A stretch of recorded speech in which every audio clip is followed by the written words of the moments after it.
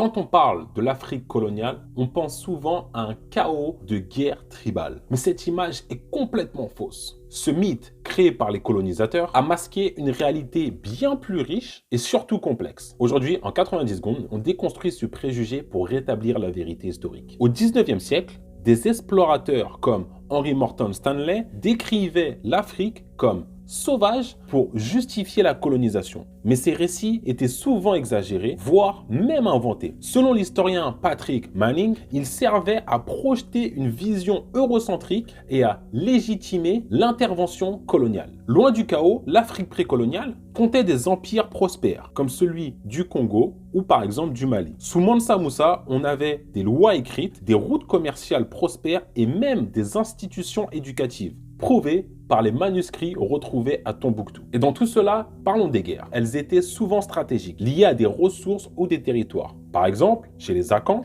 des négociations précédaient les batailles pour éviter des pertes inutiles. L'Afrique précoloniale n'était pas un chaos, mais une mosaïque d'empires et de sociétés très bien organisées. Le mythe des guerres tribales a été créé pour justifier la colonisation européenne. Désormais, il est temps de rétablir cette vérité historique et de réécrire cette histoire. Dites-moi ce que vous en pensez en commentaire comme d'habitude et partagez cette vidéo si elle vous a plu.